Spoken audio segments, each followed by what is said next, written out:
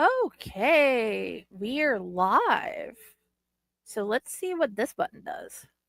Everyone thinks because you're a zombie, you don't know good coffee. Well, they're wrong. There's only one brew that gets my seal of approval. Deadly Grounds coffee is my guilty pleasure. The aroma is so intoxicating. It brings all of my neighbors out of the woodwork. Deadly Grounds coffee. Coffee to die for and zombie approved. It's good to get a little deadly. Use the front door! Oh, they're so disgusting.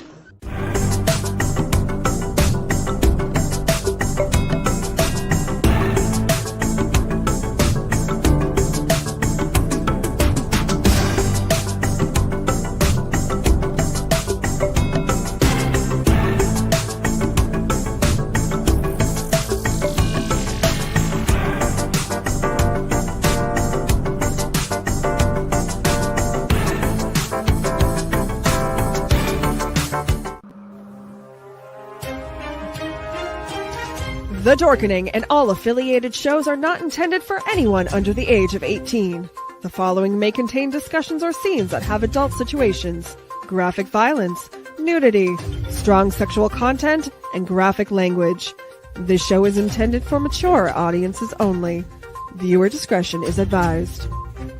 You're watching Tanner's Haunted Secrets on the Outline Network.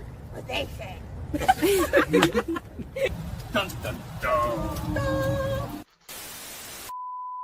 There's a secret sound headed deep within the center of the earth. Until you listen closely enough, you can hear it. And it sounds like razors through flesh. We are merely here to turn up the volume.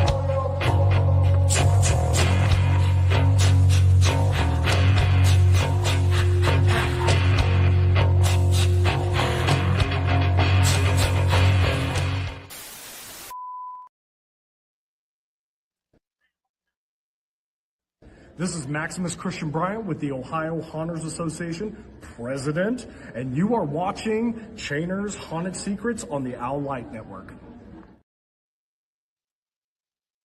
Hello, hello, hello, my lovelies, and welcome back to another episode of Chainer's Haunted Secrets. Hi! You have probably noticed our wonderful Pyle is not here because when this episode is airing, he's going to be doing a wonderful thing at a concert. As of right now, he can't make it because we're recording early. But you guys, I'm hoping you guys are having a great beginning of August. We'll know when we get there. But we got with us as my co-host, Raz. Hey, Raz! Howdy. And then we have got John Ferguson as our amazing guest today. Hey, John. Hello. I guess like the biggest question that most people want to know is how did you get into haunting? Well, I've always been around the haunt scene. Once I got out of high school, a lot of my friends growing up were in the haunt scene. I was always working, so I never really got to try it and get into it a lot myself. But luckily, the last few years, I've been able to actually get out and start haunting. There's more to it than that, and I'm going to fill in a little bit of holes here. See, what had happened was Megan started working, and I remembered Megan because I had worked with Megan at the Butcher House on Wayne prior to meeting her at Hell's Dungeon. And then we did the first ever dance for Hell's Dungeon since that was COVID year 2020, and then the kids had dances. And John came to it with Megan. And that's when I met John. That was the first time I met John. And then that led to a nonstop of me, Fred, probably Megan, and I don't know however many people that just constantly asked him, hey, man, when are you going to start haunting with us? When are you going to start haunting with us? When are you going to start haunting with us? And it took us a couple years, but then we kidnapped him. And that works. And he joined the Rejects Club. And that is one of the best clubs to be part of. Yeah, they brought me in as a reject way before I was ever actually haunting with them. Yeah, he was a reject for a couple years before an official haunting reject. We do have non-haunting rejects. We do. Me. Yep. So, okay. you said that you have joined because of your partner. Do you guys haunt together in the same area or in different parts of the haunt? So for our main season, we are basically at two opposite ends of the haunt.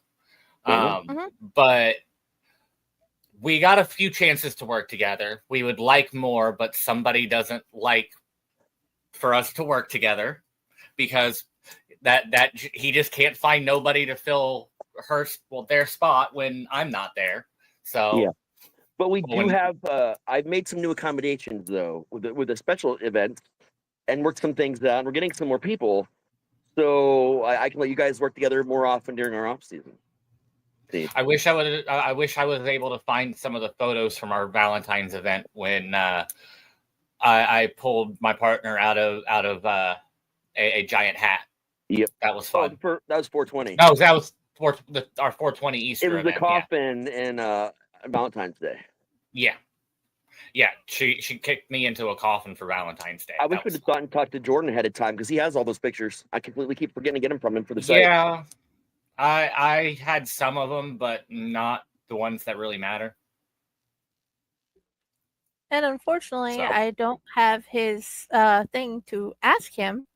So yeah, we'll have to get him and put him in the Chainers group later if that would be okay. We always do a special episode about just our haunts, like when it's closer to season, like our whole haunt. So I'm sure when we get close to that, I'll have a lot more pictures from the off season shit. I did make sure to send some pictures from when we do our Christmas event because I completely changed my character up for Christmas because even though I'm very small stature, I have a very powerful and I play Santa. I play one of our Santas. You're the main Santa. Yep. I am Sideshow Santa. Yep. And I'm hoping that this next one I can actually find the bag that I want. Fun fact, not a lot of people know this, but Sideshow Santa once did a rap battle with Krampus. Yep. There's a whole video out of that somewhere. That was hilarious. That rocks. That would be awesome to see. Oh no, we played it. We played it during the show. Oh yeah, but that dude. 2 years ago. Yeah. Your intro music video for the haunt that keeps coming up on my YouTube as a heavy metal recommendation. They made I don't know how Dragon Force fits with it, but it was that song and nothing but Dragon Force songs after that, and I'm like, YouTube, how does this make sense? Because Raz learned the evil art. It's called IO, my friend. Internet optimization. And I have learned how to do that with our YouTube videos, our website. Well, I'm about to get back into doing it for the current website. And lots of other shit about the haunt. So, like, you'll get a lot of recommendations. Even Spotify does occasional recommendations for the songs. So far, I've been able to do it with Spotify and YouTube. But, yeah. John's in that, too. Yes, that's one of the reasons why I'm like, ooh, I need to ask him because he popped up on my screen. Okay, what? I'm just randomly picking up pictures now just because I can. Why did you send me this one? So this is our good friend Michael, named after the late star Michael Jackson, because as you can see, he's doing the iconic pose. That's actually the makeshift cage we have for our in-season rats. Yes. Okay. And that's where they hang out during showtime. Now there's actually some changes going on at the haunt right now. You see kind of a back of a stand of some sort that is gone, and that whole backing is getting closed in, and a drop panel is being added officially before season starts. Oh, brutal. Dude, you guys keep changing random things all the time. This should be a fun year. I should have. You'll have to have me on again after the season starts, because I'll have more photos. I have photos from before I started adding anything to the freak show. From not last season, but the season before, when I first started in there. I have a lot of photos from the beginning to the end of what it used to look like, and I'll be glad to come on and do it and show you guys a before and after. Like, and that's just of one section in our haunted house. Like, we do a lot of changes. Now, from my understanding, Saturday, September the 6th this year is Hell's Dungeon's first ever media night. And I do believe that the Owlite Network is going to try and cover it with a special live walkthrough of the haunt in early season to kind of get feedback from people and to show everybody off. So probably try and broadcast while people are getting makeup, do a couple hour thing. Saturday night special, we'll call it. Well, and with how we are with the Owlite Network. Yeah. Okay. And the other question is, are you willing to read a chapter of a book for children on a video? Not tonight. That's something I have to prepare. No, not tonight. That's in the future. I'm just asking in the future because I'm trying to find haunters. I'd be glad to. I just need to. I'll have to a couple times first because I am not good with on the fly English like that. I will send you the whole entire book, but it's a chapter book that I'm trying to get haunters to read with me because I've already got 2 to say yes, and also Raz has agreed to do a zombie book for a picture book with me as well. So the plan is to have haunters read one haunter a chapter and read this book to the kids. And I've got 3 in there that are looking forward to it because they love their haunters. One is trying to learn how to make animatronics for this haunt she's made up herself. So yeah. I mean, I'd be down for it as long as I can do some practice first, because I am not good with public speaking. Okay, I will send public you reading. later. I'm good with public speaking, not public reading. I mean that. Yeah. Okay, I'll send you the PDF and we'll go from there. Anyway. Okay.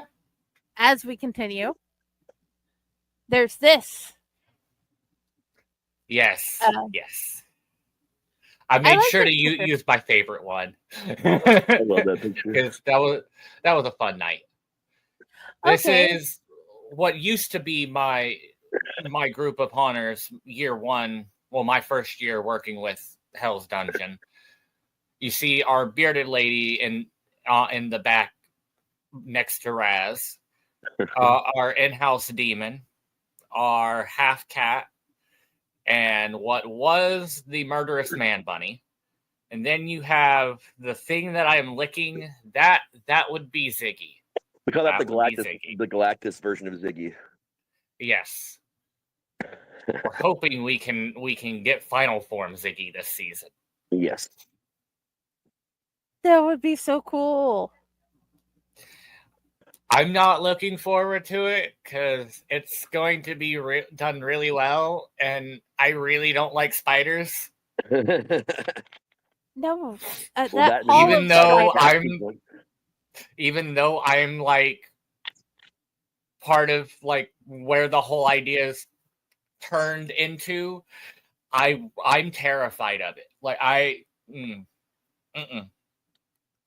already told the actor that I probably am going to end up hitting him with my cane at least once a night per season, because he likes to walk up behind me, and I'm going to end up hitting him.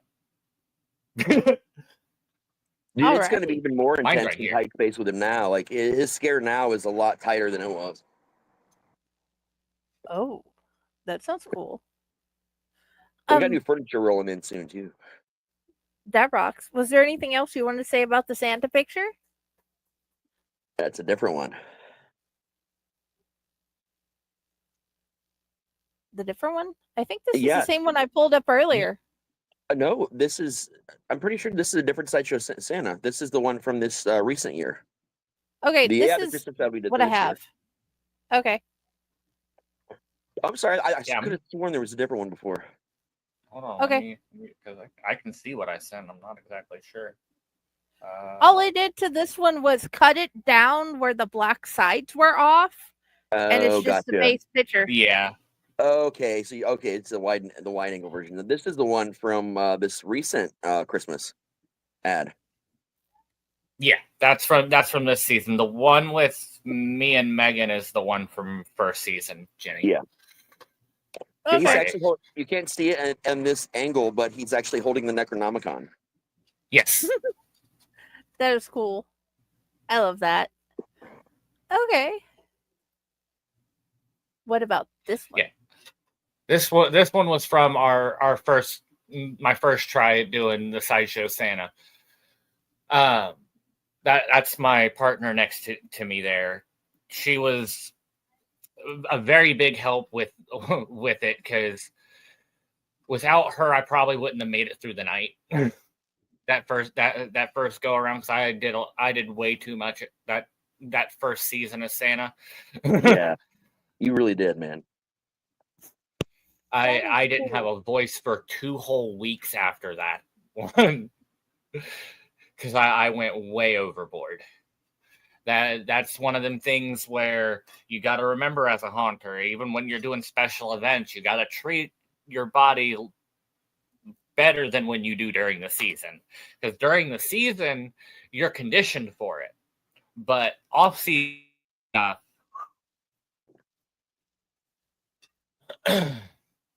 now this next, I didn't send any pictures of the new Santa, because I haven't even fully debuted it yet, because it still needs to go down the chimney a few times.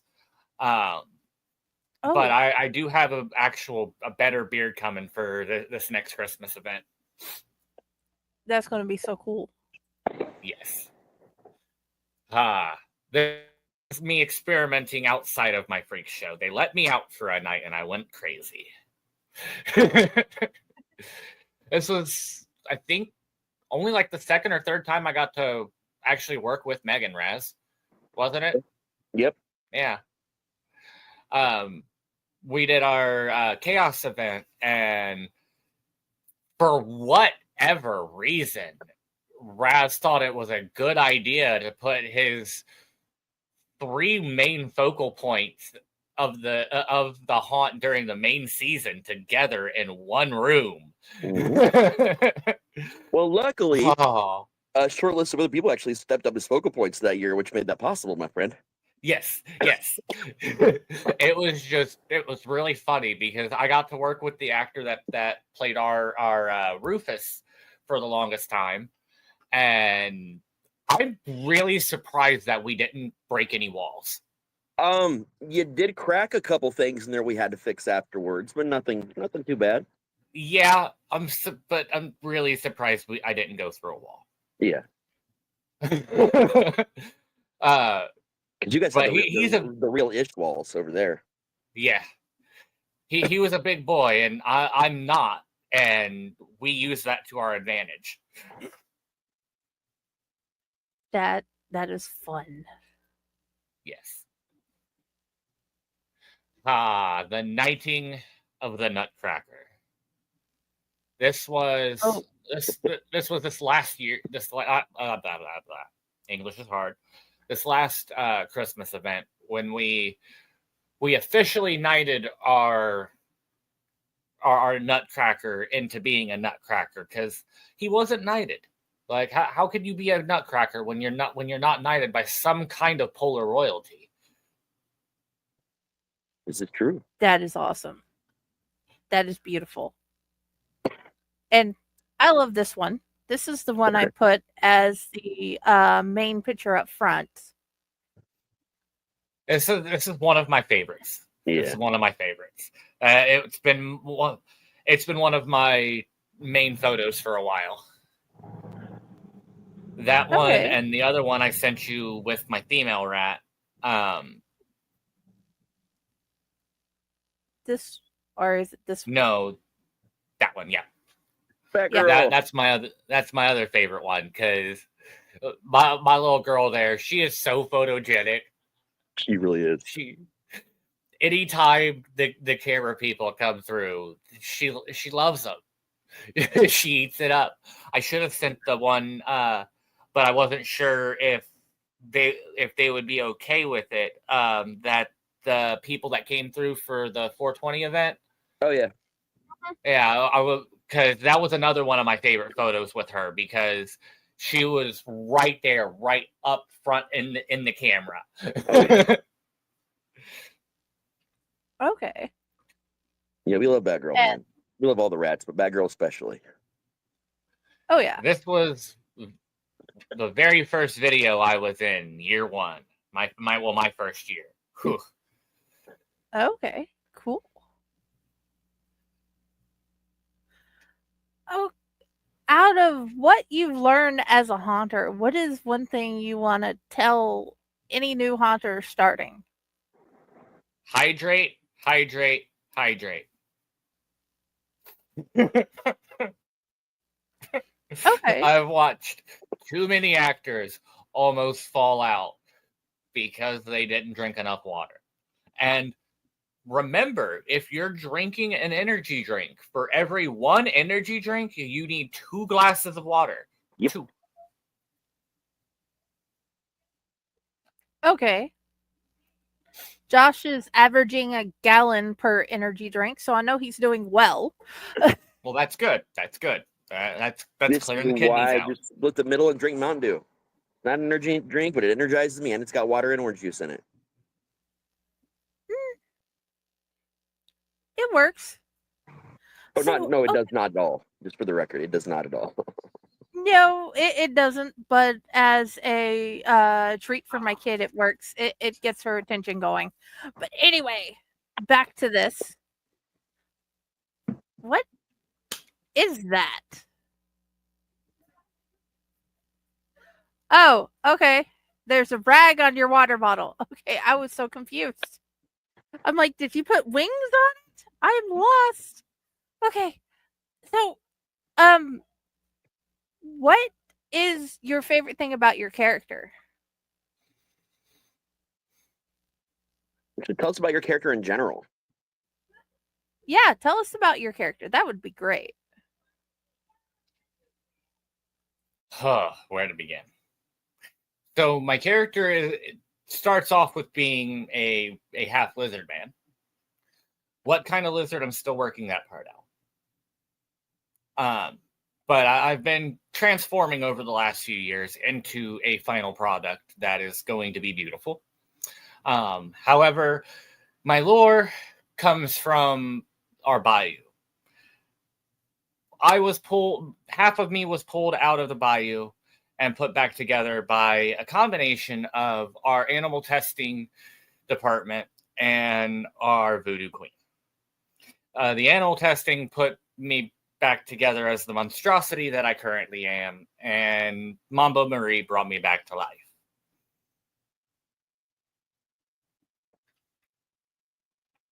It took me a while to fully figure out all of my lore, but I got to my freak show because the half human part of me is the ill-gotten son of the once famous JB Ron. And I was given the freak show when JB passed. We'll just say that. He passed the torch. For the owl, that's what we tell everybody. But after a while, I started to get lonely, and I wanted my sister. And she had gotten eaten by some kind of alligator and was only half there. So I looked at Marie and was like, hey, do for her what you did for me. And that's how I got my sister back. And then, Reagan, right? Yes. Reagan the fortune teller. Yes. That she's evolving too with me. Like we've came a long way as a group, because I love everyone in my freak show, but if it wasn't for Reagan, I wouldn't have had the growth I have, because she helped me develop with a lot of the other actors that we have. We have a lot of newer actors in my freak show that have never really experienced like the haunting world to the extent of some of the other actors that are haunt. Yeah, and that's nice, because I get to experience firsts with them, like our Midway operator, when he found his voice. Like, first year he worked there, he was quiet. He didn't really he did stuff, but he wasn't that scary. He came back on the second season with us, and too many people were like, "Are you real?" Yeah, oh yeah, oh yeah. And he found a newfound passion for it. He loved it before, but when he started fully experiencing the scares, he really got into it. Oh yeah.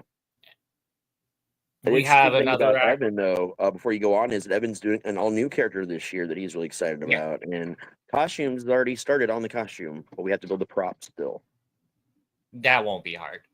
Shouldn't be. I just got to talk with Fred, because I already have an idea for how to build it in a way where he won't make it topple when he rips off of it. Yeah, for sure. But yeah, that's going to be a big change. He's getting a whole new rune that he's getting to help build and everything. Yep. And another one that had came a long way is our actor who plays our demon, Charlie. Well, Sam. I'm still working with that kid. I love him to death. My first year working with him, he, like Evan, was very, very quiet. He's still very quiet when it comes to people in general, because the guy has social anxiety. And I mean, we all battle with our demons in our own ways. So, but it also has face blindness, which kind of makes it tough for him as well.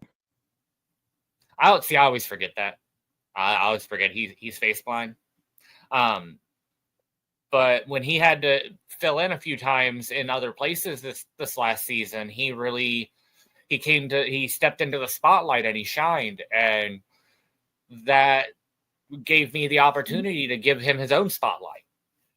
And this next season, he's going to be getting to utilize that and hopefully come into his size a little bit more. The funny thing about him to me is when he first came to us to audition, or not, he wasn't even there for acting. He was going to do security. He didn't really want to, but he was just going to do it for something to do. When I asked him if he wanted to be an actor, he said, I never thought I could be an actor before. And then he stuck around, did our first acting class, and accidentally threw a prop so hard it went above his head and knocked a couple ceiling tiles off him and Matt. It was pretty fucking hilarious. And then that first season, he was the Mexican Wolf Boy was his character for season 1. Really, his first season, which was season 3 of The Haunt. It was fucking hilarious though to see him go from that shit to what he did, and then now where he's at is just mind blowing, man.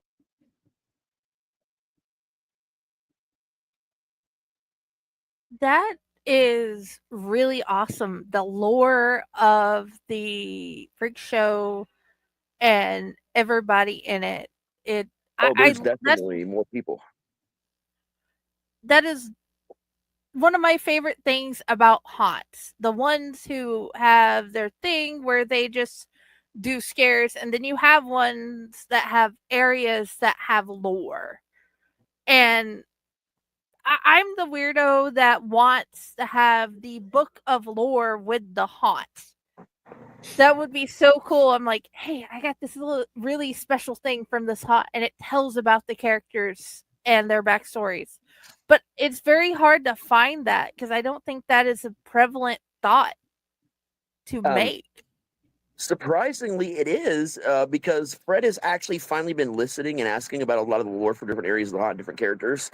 and he's been being filled in by a lot of people, and he's been lately talking about wanting to put something together, published, that talks about all the different characters in the sections and the stories and pretty much everything from over the years.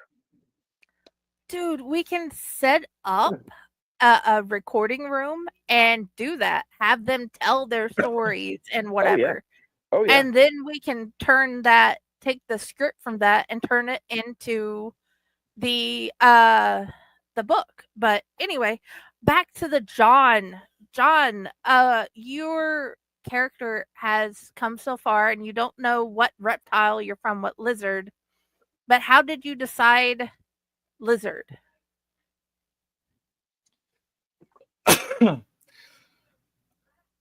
It's honestly, it's got to do with the lore, because part of my human side came from JB, and a lesser known fact about JB is he's half snake. Mm-hmm. And he's a firewood from that bayou. He's one of the offshoot cousins that joined the circus instead of staying at home in the swamp. I hope there becomes a story collection about JB and all the people from the haunt. I definitely have an intro story for him. You know, the one I've kind of showed around to everybody, and I got somewhere written. But I definitely want to give it to John and everybody. But we have other people in there too, like Cameron, for example, the Nutcracker from earlier. He's also the same guy that plays the character that John's going to be at some point in time for being a spider. He came from a theater background, actually. He did drama in high school and stuff before he came over. So he was already, in my opinion, he was decent at using his space, which got more the more space we gave him. Oh, and that's another lesser known fact about me is I went to an art school growing up, and I was an acting major. And I mean, also diagnosed autistic, kind of act all the time anyway. Those things, everything you've learned about him so far and being a shaman, everything, that's why there was only gonna ever be one successor to the freak show when I stepped down, man. It was the reason why I was bugging him so intensely for like the last 6 months before that season started to make sure he was joining. Dude, you are an epic person the more I find out about you. And dude, I have 3 autistic kids. I can find any reason to say anything against it other than, okay, I need to learn more about this. Somebody tell me how to do better at this mom thing. But we're getting there. We're getting there and I'm learning. But okay, what is like something you want to what? Before we go on, there's still one more member of the freak show. Okay. Not sure he wants to talk about. Our lovely, she was a clown. She was a clown. And we have in the freak show, we have a very big bias against clowns. It's why we hold them. That's why we keep them in the back. Yeah. Too many clowns makes a bit of funny business, you know? But one of them, only one really grabbed my heart. And her name was Pip, played by our lovely actor, Missy. And she inserted herself into my side. She's one of those type of people. Like she didn't really have a lot of friends, but that's because she's weird, and she found somebody whose weirdness she vibed with, and she attached herself to him. And I feel bad because I corrupted her. Me and my partner have made this girl. We definitely, a number of us have played a hand in that, but I'm pretty sure everyone that's had a hand in it has either been Megan, a freak, or Brooke, Matt, and Michelle. Yeah. But we corrupted this girl and made her. She started working with me in one of the off-season events, and she really enjoyed being up with the freak show instead of being back with the clowns. So we sat for a while between me, her, and Raz, and we figured out that she could be a freak. She just had to come up with something, and boy, did she come up with something. And I'm not even 100% sure like what all she is going to be bringing out this next season. But man, she's been talking with Fred about making a escape room for her scene, and like it's gonna be very, very interesting. Yeah, we're not sure what all we're doing, but it's definitely going to get a lot of work done. Yeah. And we have a yet to Okay. be named pick coming this season, a new Midway person with an all new character and vibe. Okay. The question I was going to ask, what is like the one thing you want people to know before they come in to get them ready for the idea of the freak show? What is like your favorite thing or something amazing that makes you proud of it?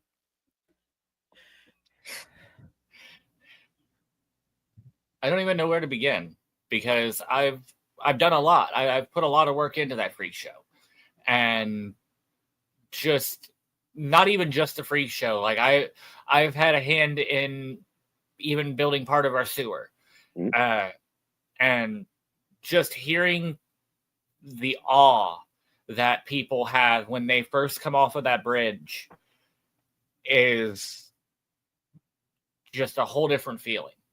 Like, and one of the things that causes my area to get scares, because we're a lot of story points. There's not a lot of scares per se, but you get distracted by all the detail that's crammed into so little space that when the actor pops up out of a place you wouldn't even expect them to, you're surprised. Yeah. We keep adding more to our little museum every year, and the museum keeps getting a little bit bigger every year. Right now, I have to say the current thing on the top of my head that I'm proud of is before you even enter my freak show, Fred found this, and I don't even know where he said he had it in his garage for a couple years. It's the balloon from the movie It. And it was from first the year. end of our. But it was from the first year. When we did cinema night for one night under the old management, it was bought for that scene and then given to him, and he just put it in his garage after that and forgot it was there. Well, we've had the fully transformed Pennywise at the end of our sewer for a long time. And I don't understand why he forgot about it then, because he should have known. He should have put that there like that. Well, you and I just moved that there, though. If you think about it, because it used to be that thing that was a door. It wasn't really a door, and Stan would try to get people to go through the door that didn't exist. And then you and I grabbed it because it was back at where the mirror room is now. And we were like, this would actually be way cooler at the end of the sewer. And I just think for some reason, as much details he looks at, it just completely blew past his head.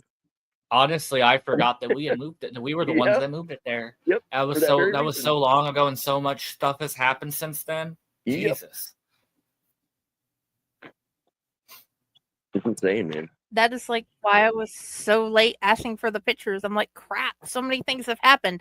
I have literally moved. So yeah. I am okay. What is your favorite scare that you have made?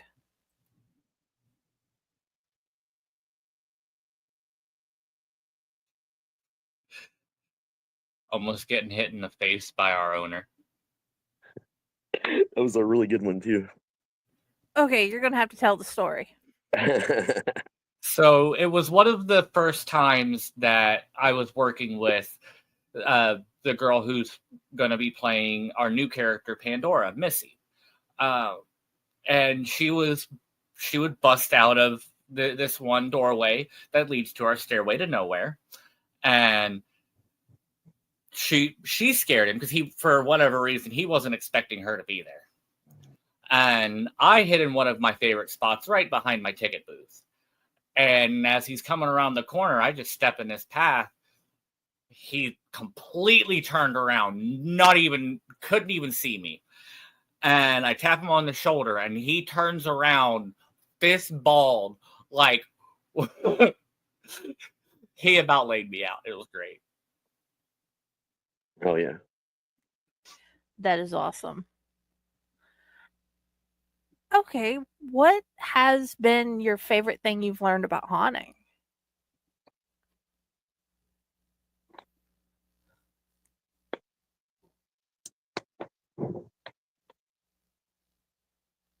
Family don't have to be blood. That'd be the best way I can put that. Joining the family of rejects, I felt like a reject growing up. Like Fred's reject theory really struck home to me when I first heard it, and that place became a home. Even when I wasn't an actor, I was always welcomed with open arms, and it was a very weird and off-putting experience at first because I was not used to that.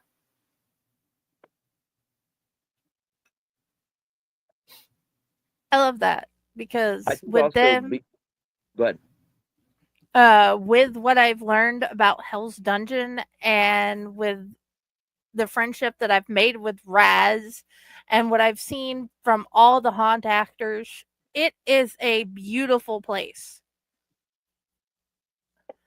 I was gonna say, and add on to that, the freak show in particular for me, definitely. I'm sure for John in a lot of ways as well, for sure.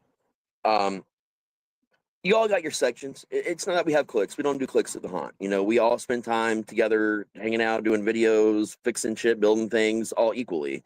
So it's not like anyone has the cliquish behavior. But you obviously, when the people you work together the most in your areas are going to be people naturally that you're going to be closer to. It happens. I mean, that's no matter who you are, that's going to happen. But when I built the freak show, it was me in a hallway by myself with a bunch of props, and I get like 10 jump scares just doing some stupid shit. You know, if you go too far down to the left, there's a Jamba Juice. Just making random shit up to adding different things into it. At one point in time, Props the Clown was actually at the end of the freak show originally. I had two different clowns at the very end of the freak show, which is why clowns aren't in the freak show anymore. And then I got to build it slowly. I got to add people to it. And it felt like a family when we first made it. Like from the moment we built the freak show, it was like its own thing. Like we were our own separate build crew that would come in and do our stuff, but not just our stuff. That was the start of the build crew because we built stuff for ourselves. And then other people in the building would ask if we could help them, and we'd go help them. So it was like this new little shining spirit that kind of like popped up. And then when we brought John in, just expanded tenfold. Because not only is the freak show the only section and the only definitely section that gets its own revamp pretty much every year whenever we feel like it. We still do that. You know, we still stick around. You know, we clean the building. We help build. We come up with ideas. I get bored and I like to build things. Yeah, we help with the flyering, the marketing. I mean, we all do this, and it's every member of the freak show does it. That's able to make it. You know, of course, Evan lives in Indiana, but when he's here, he does come in and help off season a lot. But it became a growing force, and that growing force, I think, really ignited a lot of additional haunt passion and other little mini sections of the haunt, because now we've got other little mini sections like the freak show that are stepping up, taking over certain things, you know, for the haunt, redoing their sequences more often, you know, having more input. Just it was a cool thing to build as this little flame and watch it basically be like the fire that is the core now of Hell's Dungeon, really. Obviously, Sean, Fred, all the management team included, 100%. But I just feel it kind of really started kicking off with that group. That is awesome. Dude, it makes me so sad that I stay broke and I can't come, but also you guys are 16 hours away from me. So, yeah.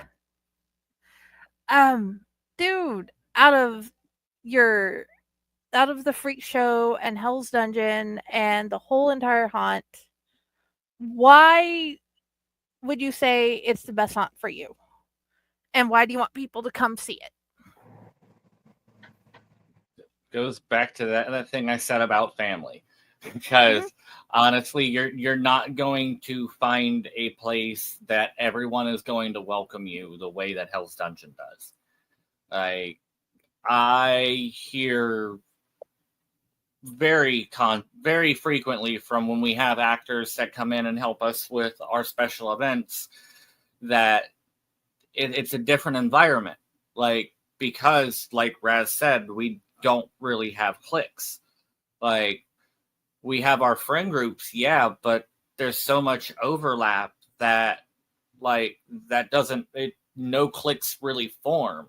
Yep. So and when new people show up, like we try to be as welcoming. We try to figure out like how they fit in, because like there's no possibility that you're not going to fit in.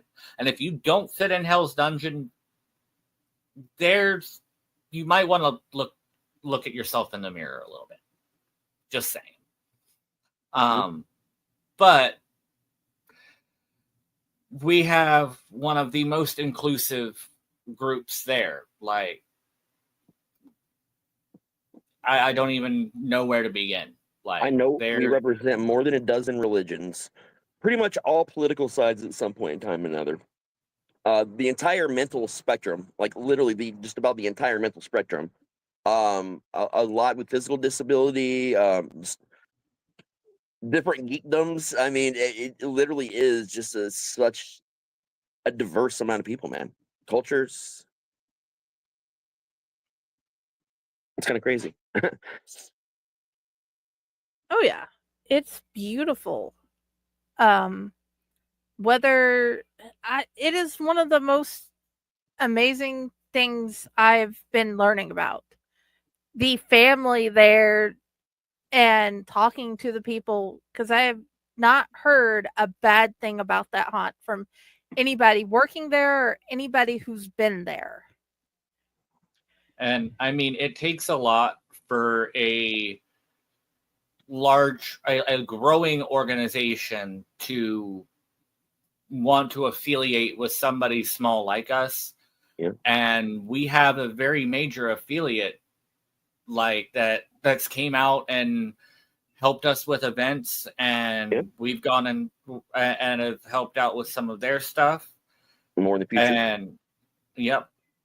Yeah, And I really debated on Yep. I really debated on which shirt to wear, because I picked good old fashioned, the original Dark Vision 3D. Yeah. But I was torn between putting on my Have a Gay Day shirt, because it's twice as comfortable as this. Yeah, we do Have a Gay Day. We work with Harley of Xenia. God, there's a couple more we've been adding on lately. That I don't even have the whole list of people we're trying to get added for this year for sponsorships and just partnerships, all the above. I even got to actually represent the haunt at the first ever Dayton, the Have a Gay Day Pride Dinner for Dayton this year. So that was really cool. That is awesome. Dude, I'm trying to find all the really good questions to ask, and I'm not sure if I have asked them all, but it's like there's so much I want to learn. Like, what do you do to get in character before you start? Do you have any like tips for new actors trying to figure out how to do that? Think about what you're wanting to express and figure out a way that you can express it in a way that's not going to hurt yourself. Yeah. My character is an extension of myself. I suffer from a personality disorder, and Jax is part of that disorder. And when I get to express that part of my personality, it's a release. It lets me express a fullness in myself that I didn't know was possible.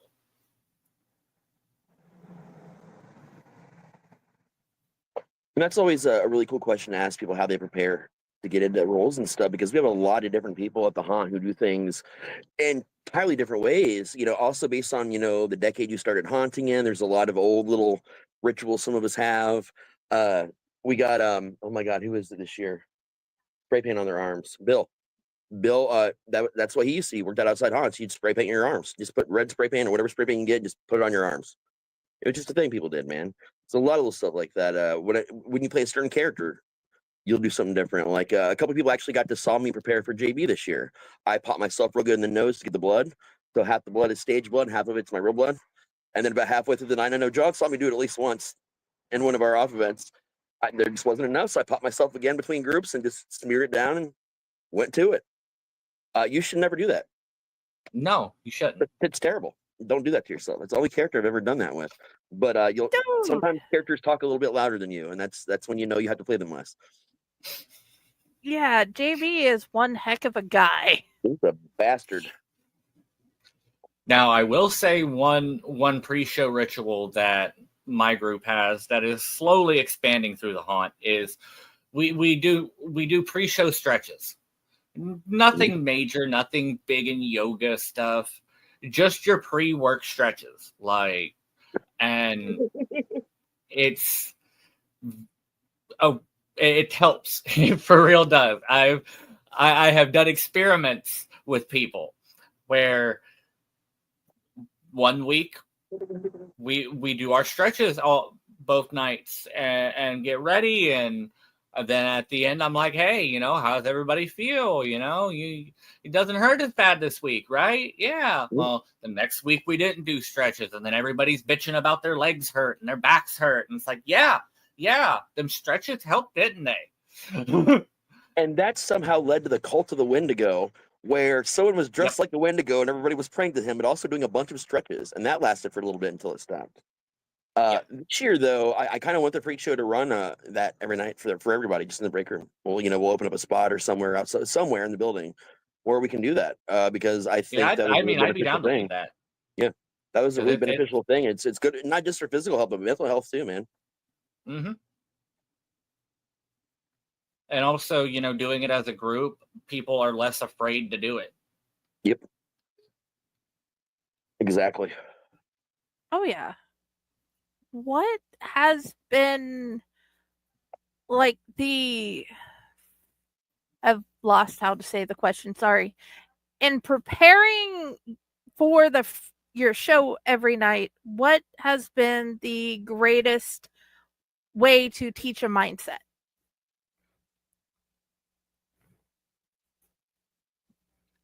Well, I honestly took something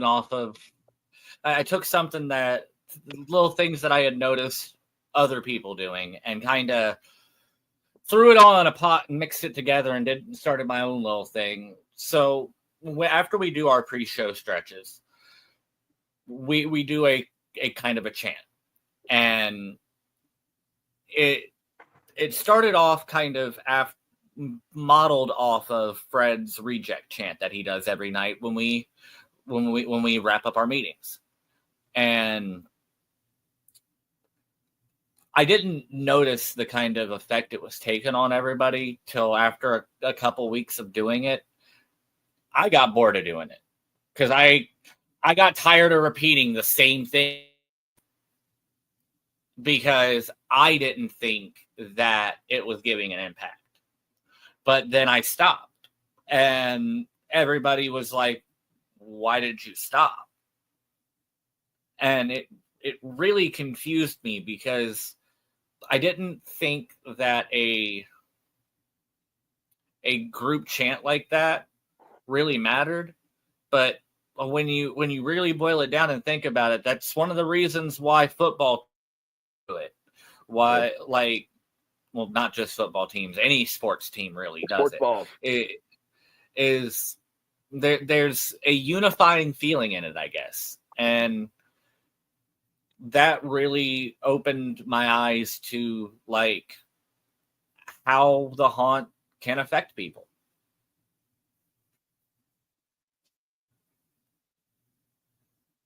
And that is one of the things. Even at some stores, they have a chant they do before they start their shift. Yep. And I think the pre-show talks we have help us a lot. We find out how each other are doing and go on from there. And that's something that I have the section leaders in every section do. You're supposed to have a a meeting to get together to talk about things, you want to work on, or just, getting some shit out in the open, just whatever you need. That is really awesome.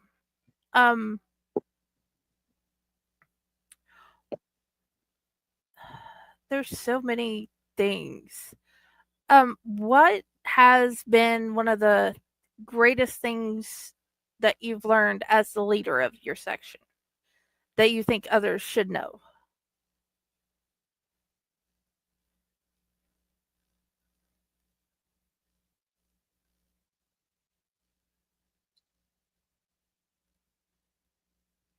Are you meaning as a leader or? Yeah, you've learned being a leader. Listen to your people. Like, working for the haunt really helped me and my managerial skills. Like, because working with a smaller group and trying to make sure that everybody is in a good headspace before starting, because unlike in a lot of other places, like when you're in the haunt industry, your mindset matters, and promoting a good mindset to your team, like it helps everybody. Yeah, big time.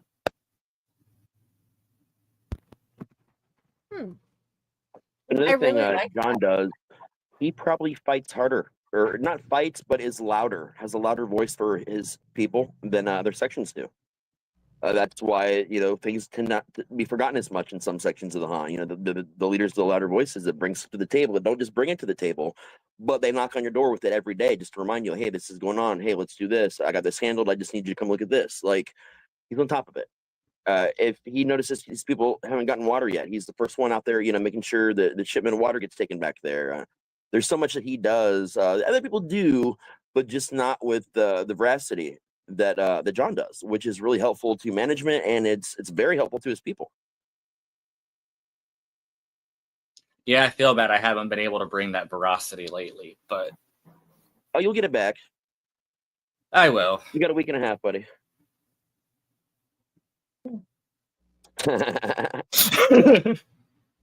Dude, there's a lot to get excited out there this year for sure, man.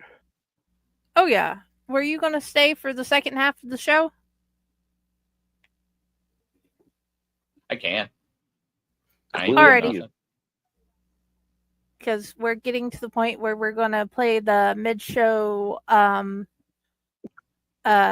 commercials, and then we are going to tell about what the haunt has in store and the new Ohio Haunters Association things that are coming up. Yeah, I'll stick around. Alrighty. So, okay, we're going to do the mid-show commercials. We are going to roll that beautiful Faye footage and so much more. And we shall be back. Oh, yeah. Where did it go? There we go.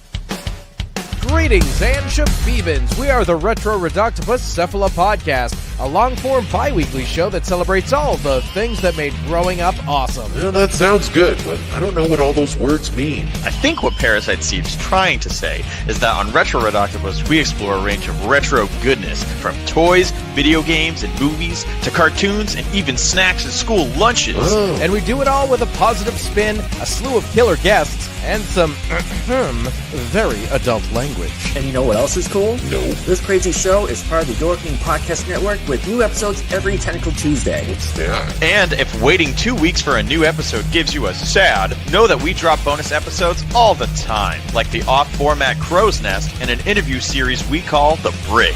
You can listen to Retro Octopus on Apple Podcasts, Spotify, Stitcher, or any app that's cool enough to carry the only show that celebrates all the things that make growing up awesome.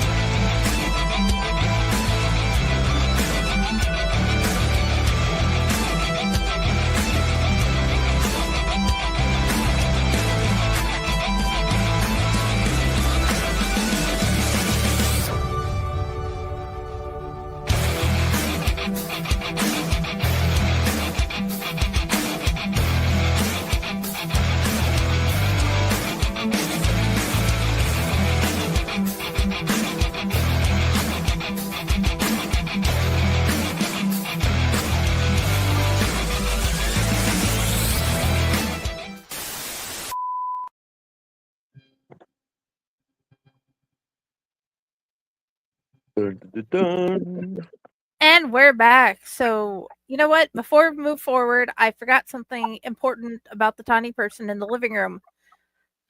Dante's little questions. Yes. Because he likes you. His first question is, what do you like to build the most?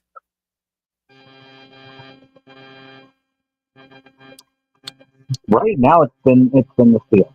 It's been trying to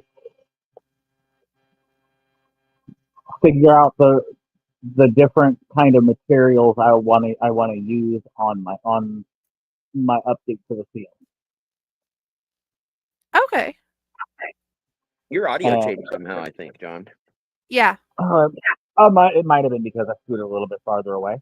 Oh, yep, that'd be it. Okay. His next question was, what is your favorite cartoon character?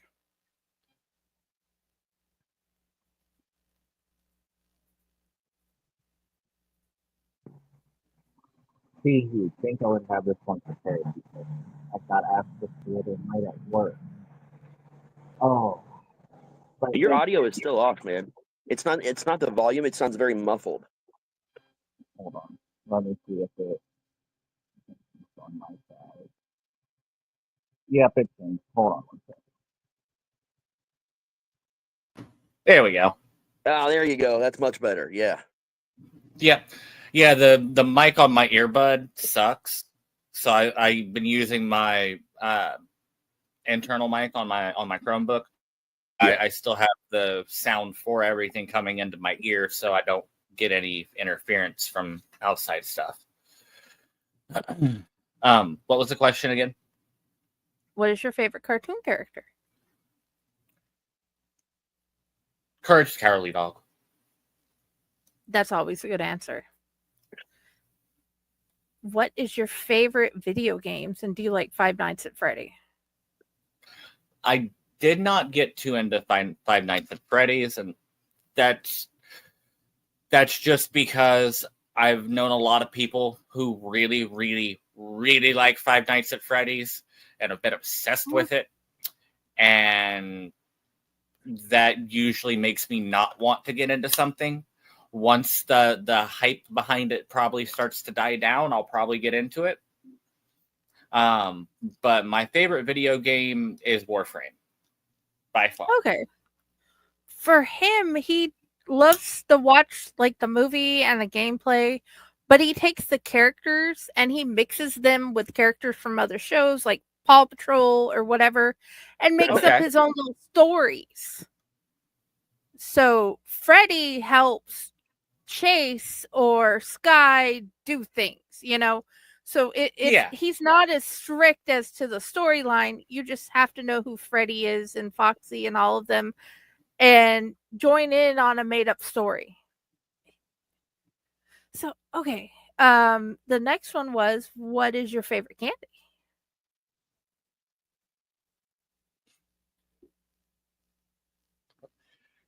It's really hard because I'm both obsessed with peach rings and red vines. They are about an equal obsession. That works. He does not like either, sad enough, but he does love chocolate. Okay. I mean, chocolate. You never can go wrong with chocolate. Chocolate is always, that's a staple. That's a staple candy. Did your cane turn into anything?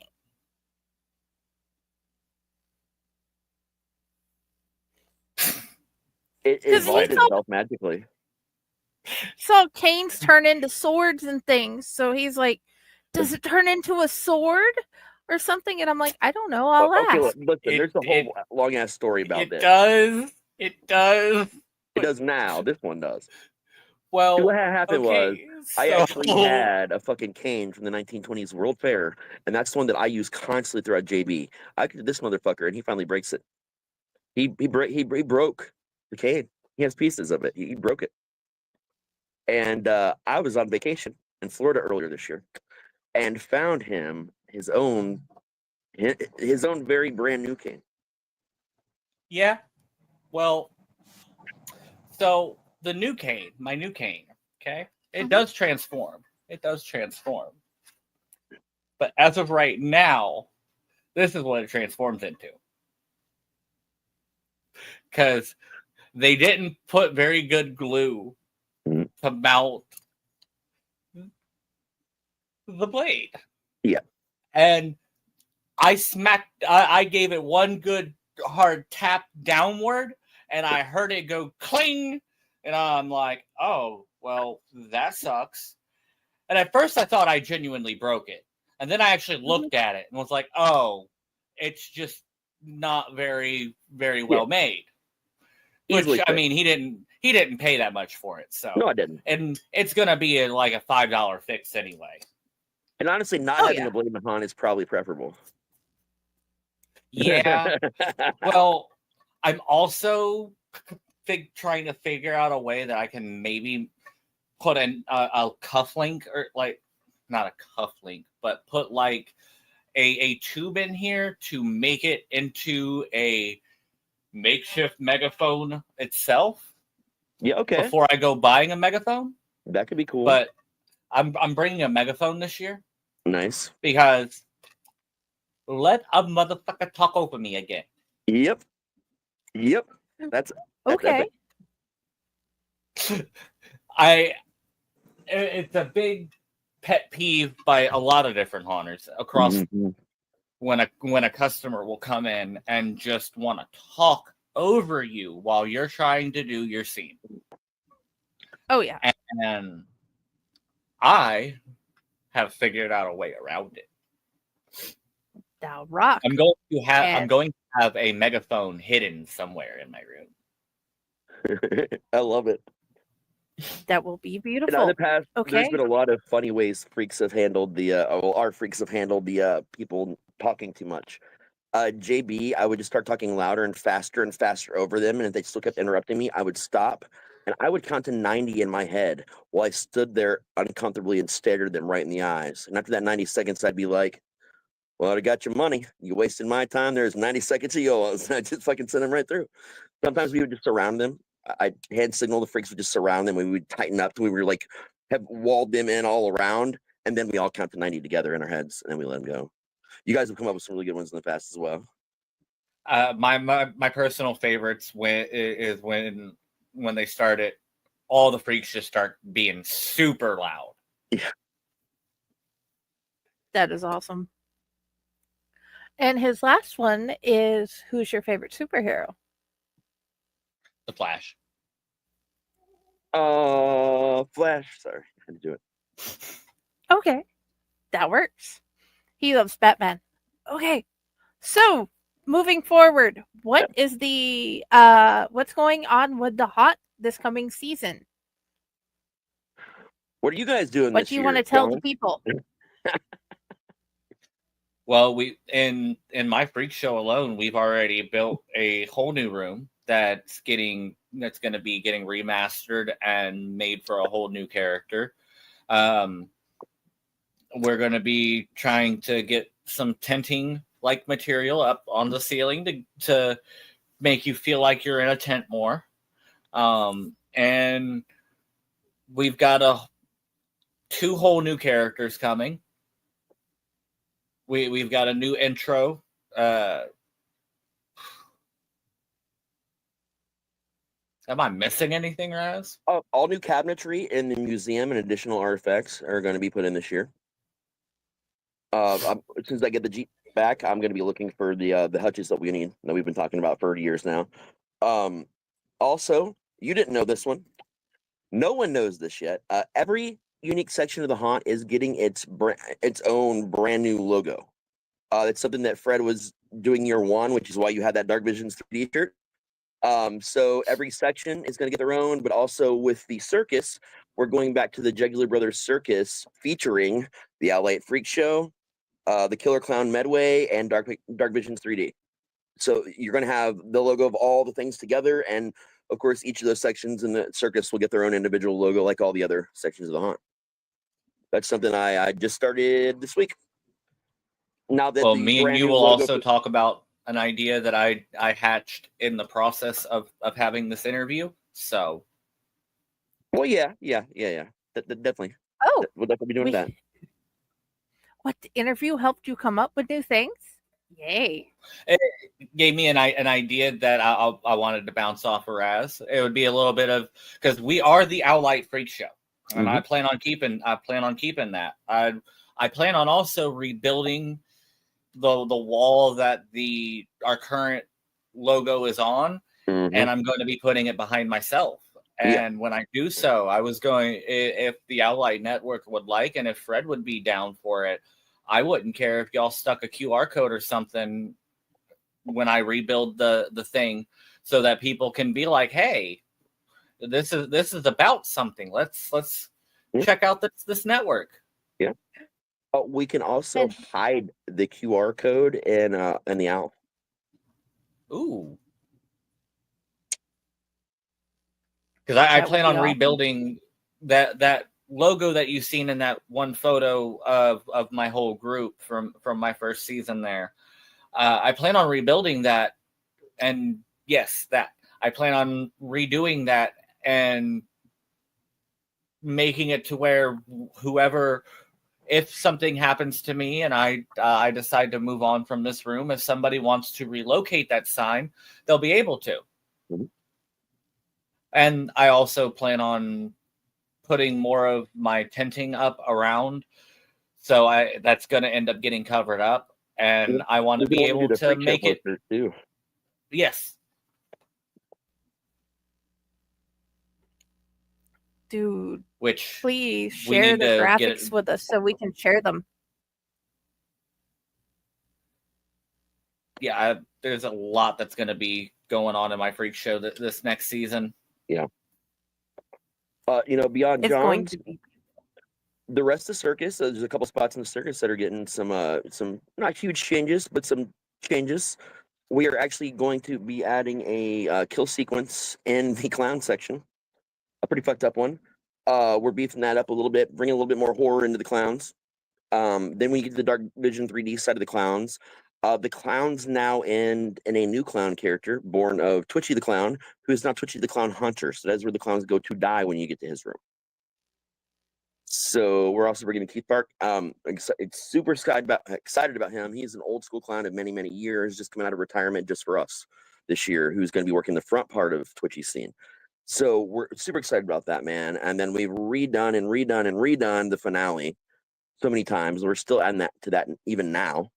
The asylum is getting a couple switch ups, no major rehauls, because we just did a major rehaul in there, but we're beefing it up some. We are gutting the bayou. It's already started. We've gutted like about half the bayou so far.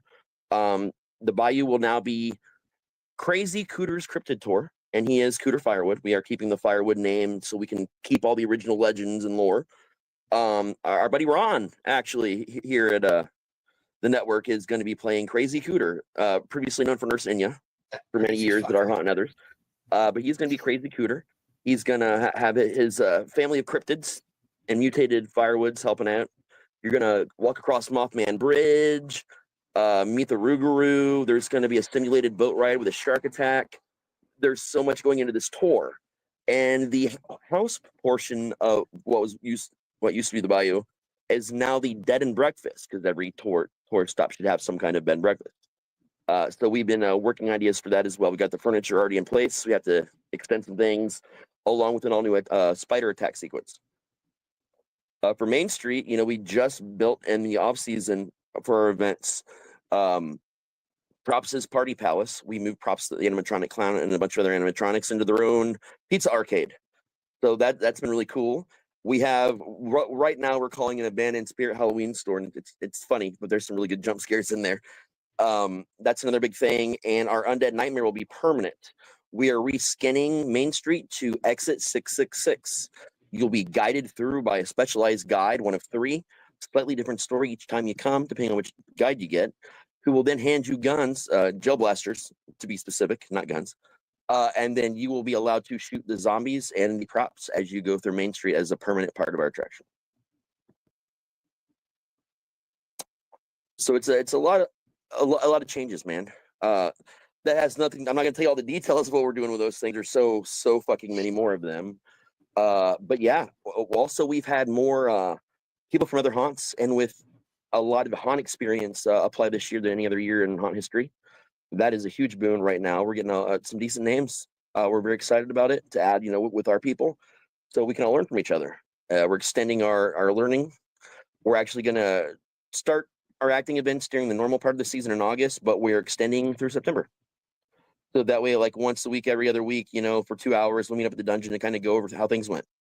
I'm thinking what I'll do is I'll probably set up the footage from the weekend before that I take to the haunt, and have it up on the screen for everybody to look at and just sit down and talk about and see how we can do better.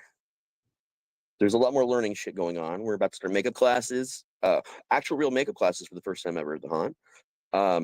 Pretty much every area we have is expanding in some way. We did the outdoor queue for the 13th weekend recently in June, and on nice nights, we are going to continue to do things that way with the outdoor party. So we're excited about that. We're bringing back the comedy show soon with Dick Dickerson. We are in the process of scheduling a paranormal tour of the building where a company is actually going to come in and host this for us.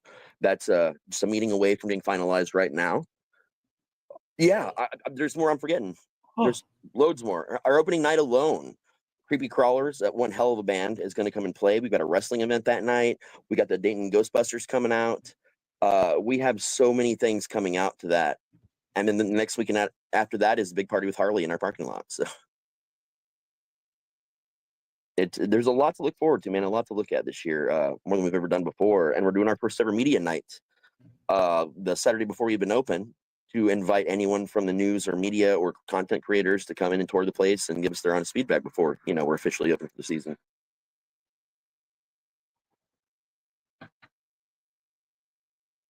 That sounds like so much fun. There's so many things to keep coming back to the haunt for. It is. I mean, we also started doing season passes this year, so now you can actually buy a season pass. It's the same as if you paid about 2.5 times to go through, and you get to go through as many times as you want, as many nights as you want that were open during regular season, with discounts on special events and things like that, and merch discounts as well. So we're pumping it up a little bit. We're doing what we can to get people interested and also to save people more money this year. Surprisingly, we do get a decent amount of repeat guests. It was more than enough for us to come up with a season pass idea. That is awesome. What is we have another event we need to tell about coming up. Yeah, we do. And you said Allight's going to be a part of it? From my understanding, Allied has a booth here and is we may be doing a lot of the media coverage. That is awesome. But hold the phone, because Hell's Dungeon is also now going to be having most likely a table there as well, and I will also be selling my books there. So Hell's Dungeons, Owlite, Chainers, and Ohio Haunters Convention, where you get to learn about all the other haunts and some amazing books that are sitting in front of my TV at the moment. No, really excited about this, man. As a member of the OHA, I mean, it's something that I've been wanting them to bring back. I haven't been out to Midwest Haunters Convention, or the other Trans World even, because they're so far away, man. The industry is here in Ohio. I love all those conventions. The people that do them all, again, have gone to them, but it can be difficult for people here in Ohio to have the time, even, especially during haunt season. We tend to open earlier than people and stay open later than people. So it's nice to have a convention that's somewhat at least in my own backyard. I know it's in Mansfield, which is a few hours from us, but it's better than I have to drive all night to get somewhere. So that's exciting. Oh yeah. And Blood Prison, the haunt at Mansfield Reformatory, is going to be open for business as the haunt. They also do really cool paranormal tours there, because this is a famously haunted place. Ghost hunters have been there. A lot of haunt places have been there. Ghost paranormal places rather. Also, Shawshank Redemption was toured there, and they do Shawshank tours. So I mean, there's lots of really cool shit to see on this Mother's Day weekend in 2026.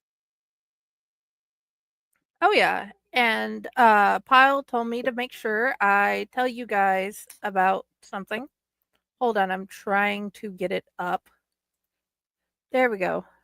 Open! You can do it. Cut this fucking head up. Do you guys see it? There is now Ohio Haunters Association webpage. And of course, there's our Pyle right there. Yep. And there's all types of stuff. There's an About Us page that you can find out about. There's the news. And that is ohiohaunters.com. That you can go to. And of course, oh yeah, you can see it at the bottom of the screen, guys. I have it where it's constantly scrolling, but you can search. Scrolling, but it's tiny on my screen, so I didn't know if that's what it was. Oh yeah, I've said it because for the first part of the show, we got this Let's Scare Cancer, and the last part I'm doing is Piled Ass. You can search the haunts in Ohio, and there's a contact page where you can send, or you can go to the group. And apparently, for special need to at the moment, but yeah. Oh yeah, that is this new amazing thing that has happened. So please go check out that haunt. And there is Dungeon Darts webpage that's coming, if I'm not mistaken. Yep. There will be a Dungeon Darts website soon. We'll talk about it, and a new a revamp of the dungeonhauntedhouse.com. Okay. Dude, there are so many things to come to Hell's Dungeon for. Okay, gentlemen, what do you want people to know most when they come? Like, if you come, please understand we have these rules. Don't be a jerk or whatever. 1, don't be a dick, and 2, I like turtles. Keep your shoes on. Yeah, that's a big one. Anybody who's been... You wouldn't think you'd have to tell customers or our haunters this to keep your damn shoes on, but many things can happen without your shoes on. If we want to go by the actual definition, if you have more than 6 people without their shoes on, you're having an orgy. Their goal is not to have an orgy. That is true. It's not that kind. We need to tell this to Steven. Yes, please. Yeah. I don't have the ability to tell Steven. We need to tell Steven this so he can work it into his act. Yeah. Well, it's going to be all the guys are doing it now. I know. Yeah. Steven's one that would use it. Yeah. So Rob would too. Rob definitely will. Oh yeah. We don't know who Guy 3 is going to be yet. Still working on it. Oh yeah. Dude. So you guys are below a mall and you mall, come yep. around back and you can find the entrance. Yep. And there's a queue line and you have do you have people who haunters that come through the queue line to talk to the people or scare the people? Yeah, we have a whole a crew for that. This year is a more formal crew with that's going to get some more formal training than they've had in the past. And our two main guides, Rob and Steven, are actually leading all of that. So it's going to be probably the best Q show we've ever had. Not probably, it's definitely going to be the best Q show we've ever had. Okay, are you still going to have the video of the sewer dweller up? Yeah, we're going to do an expanded rules video as well, because we always have to add a couple things each year, and we've already found a couple things we need to add, like keep your shoes on, and some of the ones we can't talk about until they're finalized. Okay, are you going to But put up yeah, the new video? also, what we have is a virtual queue. So you Yeah. show up, you either buy your tickets online or you buy them at the door, and you go into a virtual queue. It's kind of like the system at restaurants where you get the pager, and it'll buzz when you're ready, except for you give us your number and we text you when it's your time slot to come through based on when you get there. That lets you on a busy night go out and smoke in your car, man. If you're only got to wait 20-30 minutes. If you if the wait is a killer in mid busy season, it's like an hour and a half, 2 hours. We've had people go out to dinner and just show back up when they get their text. If they're a couple minutes late, no worries. Restaurants right down the street. Yeah, there's a bunch. Fast food and restaurants all over the place down there. So it's like people are still catching on that I can leave. I don't have to stand in a line, and that's kind of our crux right now. People hated the line, but now that there isn't a line, they feel like they don't know when they're going to be going because they don't understand the system. People are catching on to it, but it's also our job to start building more things to entertain them, like a little movie theater, shooting gallery. We're working on some more things they can do while they're waiting if they choose not to leave the building. And of course, we do sell like snacks and drinks and stuff. We're going to be working on that a little bit more this year. Okay, and the little store thing, the souvenir store, is it still at the end of the haunt? Yep. Okay. That's our little souvenir store, and then into the vendor room. Now, of course, with us doing the outline queue, we actually bring our merchandise outside, so you see it as you're coming in, and you get to also see everybody else's booths while you're waiting. And then when you come out, you come right through it all as well again. So like the outside version is a little bit different. Okay. But yeah, we do still have our own merch store, which is heavily expanding this year. A lot more stuff, and possibly even actor-centric gear for certain characters and stuff. But we're really working hard on this year being the year our strong characters get pushed farther than they have before. So I already know that Sophia is looking forward to getting her backpack copy of Harshman's House. Mm-hmm. Because they do. Now gets back from his country concert.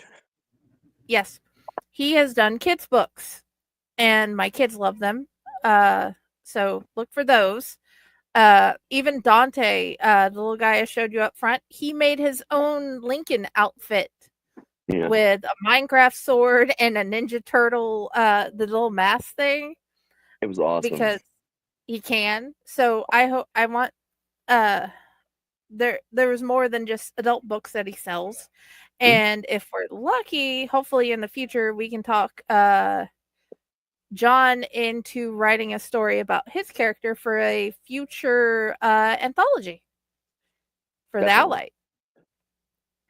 That would be so cool. Mm-hmm. We have been talking about doing a freak show anthology. And your character would be amazing. Mm-hmm. I don't know if you've ever written a short story before, John. I'm about 6 chapters into writing a book right now. Oh, I know a publisher.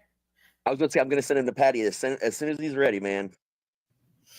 Yeah, I'm just in the first stage of writing it because it's a very interesting story. Oh yeah, man. When you get you in there, Rika's already in now officially. I can't wait. Yeah. Because I get to be one of the betas. Oh, I was the pre-beta on all the Rika stuff already. The pre-beta. Awesome. Well, I have to be a beta because I have to make the commercials, man. Yeah. So. Yeah. that, and it's one of my favorite jobs. Okay, moving forward, we've talked about the new things for Hell's Dungeon. Was there anything else we wanted to say about that, guys? About your section, about the new stuff coming up, about the new season, about what customers should know coming in? I feel like this year, more than any year before this, were the haunt Fred wanted to have. Like he's been happy every year with what we've done, but every change we've made has got us closer to the vision that he had when he thought about becoming a haunt owner. And I think if there's any year, if you've never been to Hell's Dungeon, if you've been on the fence, I think you're going to get the best of every department and every section of the haunt this year that we've ever had, from the customer experience to your experience inside to your way out the door. I think this is our year. This is your year to come check us out. Or if you've been before, be prepared to see a lot of things you've never seen and fall in love all over again, man. In my brain, it's like a grand reopening year, kind of. In my brain, it is a future family goal that at least Soapy, Josh, and I get to come through and see you guys. And act for a night. And yeah, because she got Patty acting for a definitely, night. yeah, Soapy definitely wants still hugs. So Hell yeah. Let's see. We talked about Ohio Haunters Association. I'm not sure because what if there's anything else we want to add? Yeah, I could add some stuff. John, if you weren't the character you were in the haunt, what kind of character would you be and where, and why? Yeah, let's go with that because that's an awesome question. I don't know what I'd do, but I know I'd probably go to our main street because that seems to be where a lot of our widest variety of people are. Good Main Street, get shot with air blasters all day. They don't hurt me, so. Yeah, I can't feel them. I don't think they're that bad. It's not like we let people get full auto or anything, unless it's me walking through. I laugh at people when they shoot me with them. Yeah. Matt doesn't feel them either. It's hilarious. That's a cool section, man. It's definitely a lot of fun. The way it's been shaping up and changing over the years. Oh, yeah. Dude. Plus, I've already worked in the asylum. That's true. I love the asylum. I love all things I am learning about asylums. To work in every section of the haunt this year as a new character. So, well, as a new or existing character. So that's gonna be fun. Because I haven't even worked in all the sections of the haunt. Dude, what has been like as the director of operations? You are also helped teach about acting. What has, as a teacher and a director, what has been the hardest thing to learn? For me, different kinds of patience. And you may think patience is patience, but it's not, because everybody requires their own unique level of patience. Even John requires his own unique level of patience. But it's that. It's I think maybe I struggle a little bit more because my non-emotional attachment due to autism and BPD and stuff. I have a hard time processing emotion, so that's probably a big hindrance in my case. But not only do I know everyone's first name, last name, I know who their parents are if they're minors. I know what their allergies are. I know what they're into. I know what they like. I know who they haunt with. I know who their friend group is. I have to memorize all these details for me because it makes me easier to interact and help learn how to teach people how they learn best, which is another a big thing I had to overcome and learn, is identifying. And going to school for teaching definitely made me a way better, I guess manager or DOP or whatever, or DOO. But yeah, it's finding that unique blend of patience for each person. You don't want to baby someone, but you don't want to be a hard ass. You have to know when to be firm, but not too firm, depending on who you're talking to. It's a lot. And I don't just deal with the actors, my friends are over in makeup, and some of their makeup artists I talk to and I'm friends with. Some of them are also my actors. Same with costumes. They're my friends, but everyone in the costumes department is also actors. Security, I know them all. Sales, I know them all. So you interact with everyone in the building.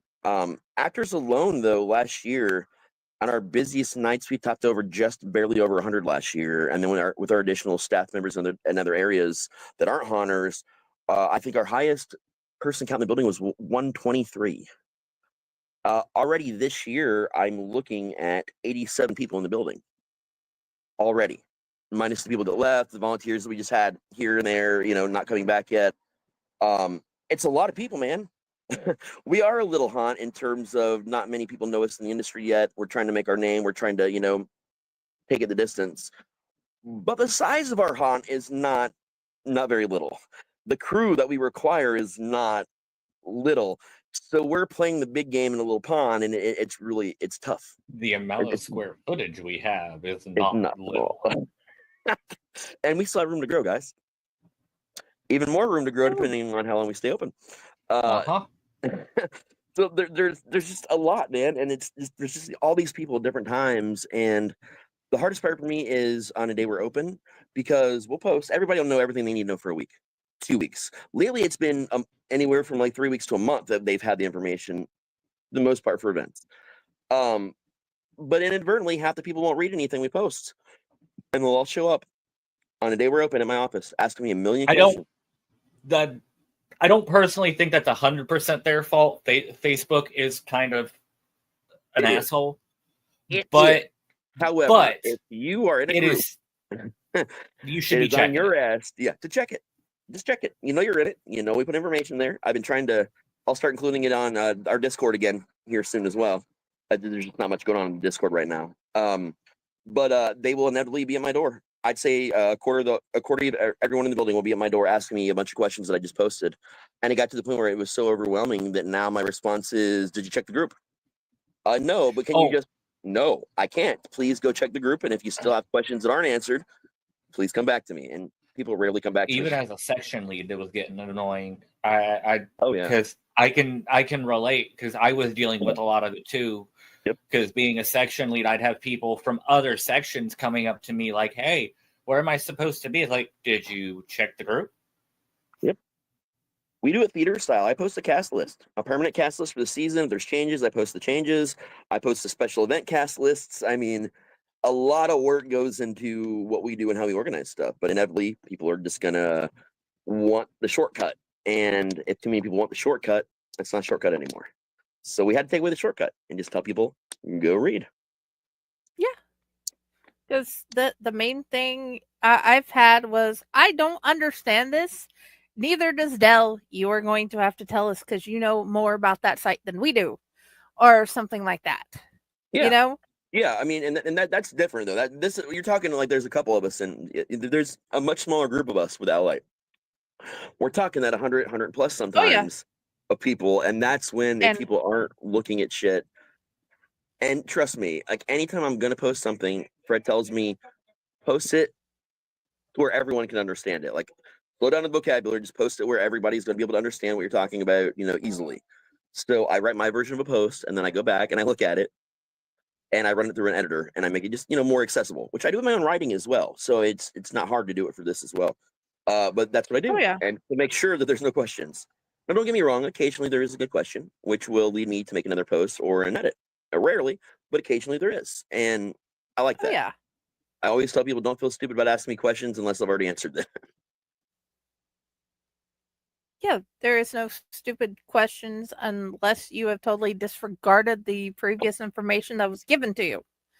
Yeah. So, dude. It's tough, though, but I love it. I enjoy it. I enjoy being that thing that has the skills to put all that together, and I get to watch people then go do it. And that's my favorite part of every night, is hiding in the walls and the security cutouts where people don't know I am, and just watching them act and do the show and watching the customer reactions. That shit is gold, man. No matter what kind of mood I'm in, if I just spend some time in there doing that, instantly changes it.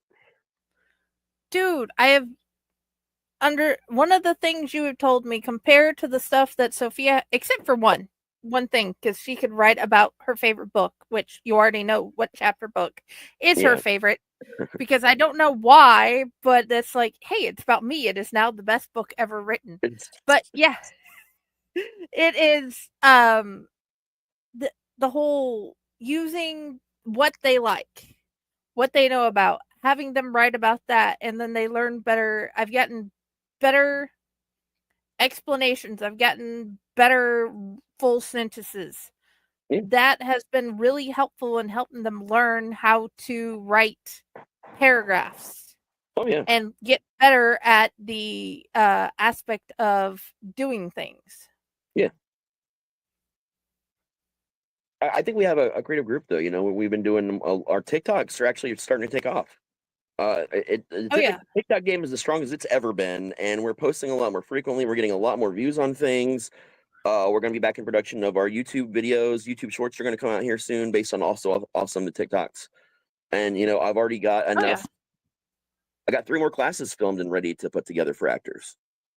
So that's that is gonna be awesome. There's definitely a lot there, and of course we'll make those public on our Hell's Dungeon YouTube page, where we put all our acting classes and ads and everything up. Oh yeah. But definitely a lot more content. You know, people are coming up with a lot of really cool ideas. One of the things now is doing TikToks for every character. Everybody wants to come and show their character in their scene, do a little bit about your character, you know, just to kind of give people a taste of what they might see when they're in there, which is also going pretty well so far, the few that have been done. Because that will rock. Because the other channel before that whole thing happened, I think I saw more of the clowns, and you know I love the clowns. The clowns make me happy, very happy.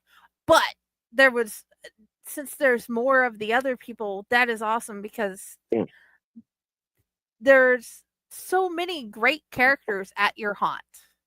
I think we should actually put together like a freak show exercise video. I think that'd be hilarious. The freaks leading stretches with music in the background, and everything too. That would be fucking funny, dude. And if it's like actual exercises that we can do, we can even get the kids to join my thought in. is actual like stretches and exercises they do to get ready to haunt, but in character, and have names for their exercises based on like freak show things. And I'm betting the kids would love to try that. That would be so much fun. I think it'd be hilarious. But I mean, a good learning tool for people and a good exercise routine for people, but like short videos that would just be also really funny. Oh yeah, that'd be fun. Please people do like that. To be entertained while they learn, and that's the big thing. If you're not entertained while you're also learning, you're less likely to give a shit about the information. Dude, seriously, I remember a critical thinking class, and we had to do, you know, the scene where in the Holy Grail movie about the witch and the duck. One of my favorites, yes. Literally had to. Dude, I had to write a 5-page report about why that was nonsensical. That was interesting. I heard brilliant. Is what you said? Why it was brilliant? That's what I heard. No, yeah, it was brilliant, but why that type of thinking does not work? The movie was awesome. We watched that scene and then watched the whole movie, and then I wrote the report. So after watching the scene in class, I'm like, we gotta watch this whole movie just for class. And Josh was like, huh? No, seriously, I have to do a class about this movie. That is fucking epic. And I showed him, and he's like, that is hilarious. Dude, and that should be seriously. A movie at some point. Oh, yeah. We still need to do a tomb with a Raz video. Yeah, I gotta get permission, I think. I'll look into it. But yeah, because there's only like 2 I have available, but I don't know about playing the other one live. Yeah, the disc. I don't know yet either. So yeah, you figured that out. But anyway, dude, seriously.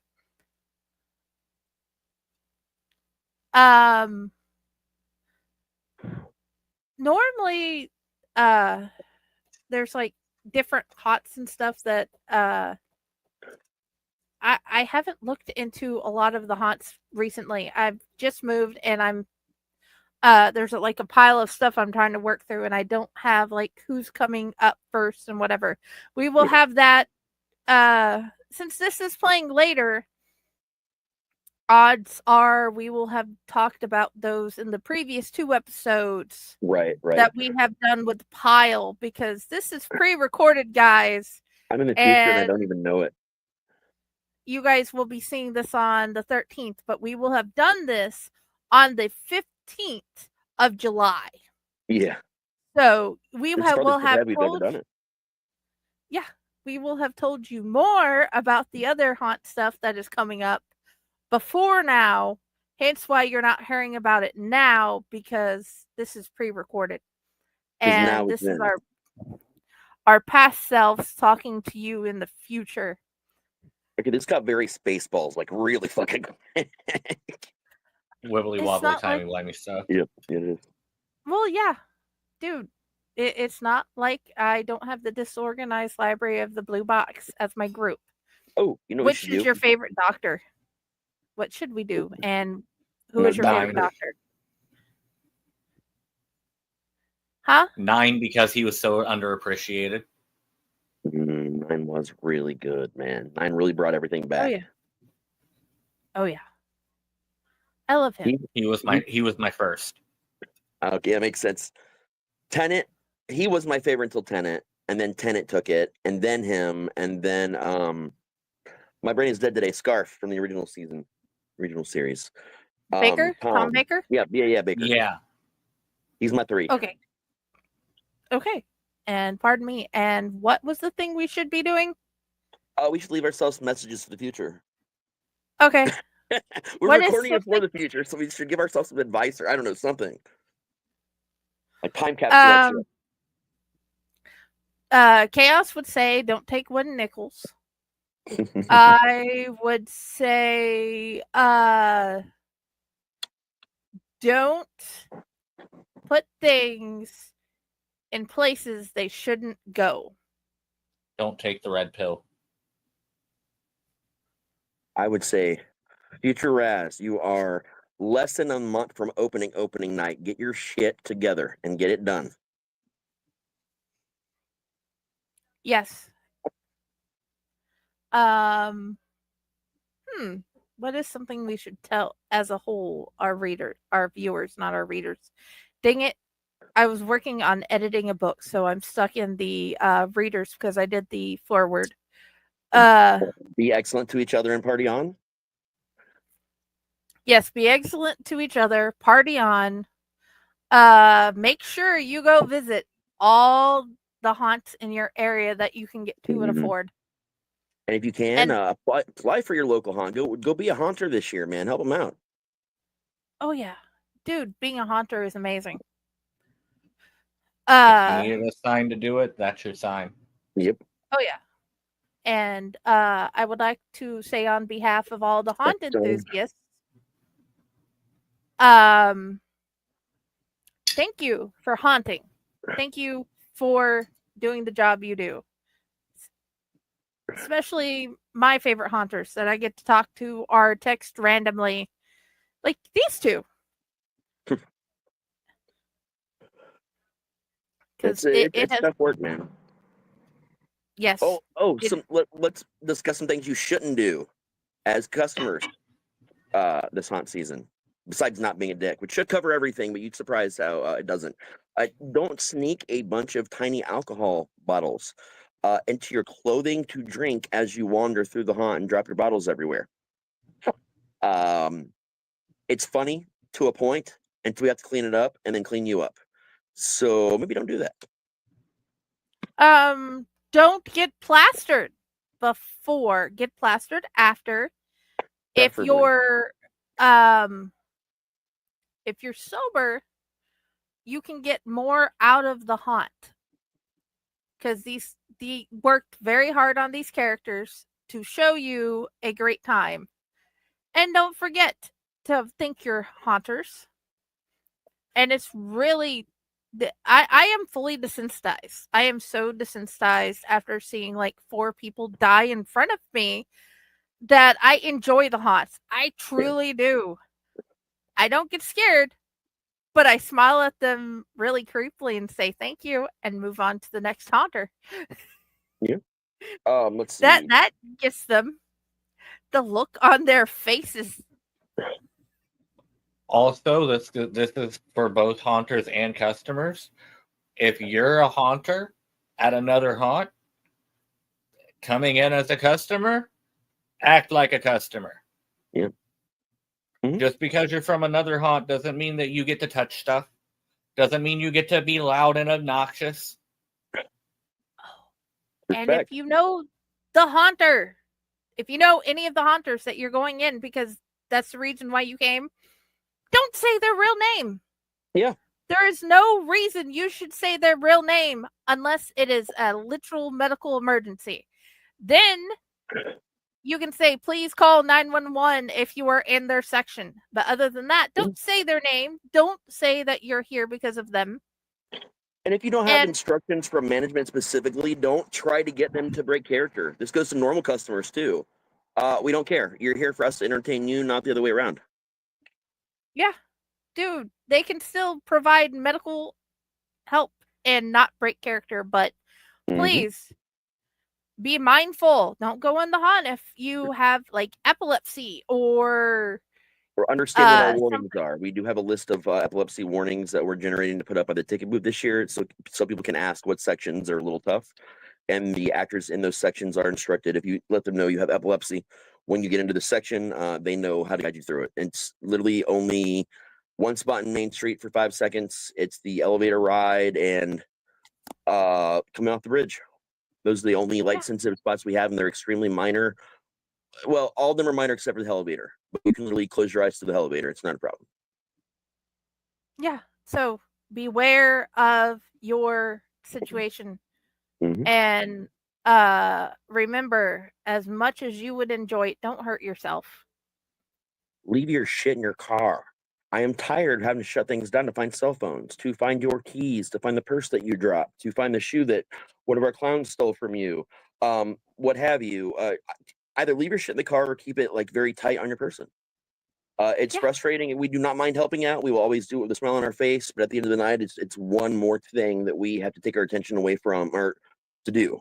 So try to think about that. And let's see, don't go through with designer clothes. Why the fuck are you at a haunt wearing designer clothes? I've seen this happen more times than other haunts. I've only seen it happen to ours a couple times. But don't wear like your Sunday best to go through a haunt, man, or your clubbing best, because some haunts like ours can get you slightly wet. You know, we have some water effects in there that have sometimes a little bit of food coloring. It's not gonna ruin your clothes, but for the night, they'll look not great. Oh yeah, so just be respectful of that, of yourself. Because the jail and Ritter was an amazing date night. Make sure with your date beforehand what type of person they are when they go through the haunt. Are they one of the ones that get scared easily? Make sure you can be the type of partner you need to be if you go there as a date. Yeah. One person is usually going to do better in the front. One person's going to be doing better in the back. Or you got the times where you can be with other people and you get stuck in the middle. They have very different things that will happen to you in all haunts, and you have to know what you can handle. I am handicapped, so Josh stayed behind me because there was a whole lot of steps that we kept going around, so he wouldn't let me fall. So remember, if you're handicapped, be mindful of your situation, because we'd never been through that haunt, but we also knew that you had to go up and down, and we didn't know how disorientating they would send you around, because I didn't know where I was half the time in the haunt. Yeah. Oh, because they were great. The haunt was amazing, but be mindful if you're handicapped, because that was awesome. But yeah, I nearly tripped and Josh caught me. Oh, another good one is if you go with a group of you and 11 of your friends, there's 12 of you, but a haunt puts you through in 2 groups of 6, there's a good reason for that. You are not going to get a good experience at all, that haunt, going through it with 12 people. It is not possible. Any haunt. I don't care what haunt you go to. Don't do it.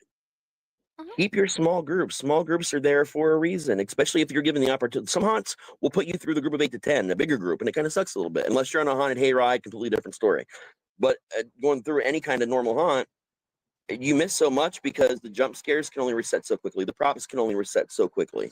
We are not designed for you to go that many people in one group. So stay separated. Don't wait for your friend above and hold everybody up. It's our job to split you up again. And when you resist us, you're only ruining your own experience and making us work harder for nothing. Oh yeah. Work with the Haunt, and they have worked very hard to make the show they have made. Like John said earlier, keep your damn shoes on. Yeah. Okay, gentlemen, we are reaching the end. Where do you want to be found, John? Like what social media places? Okay. So, guys, if you want to see him, really go to not. Hell's Dungeon. I'm not very. Yeah, I'm not very present on social media.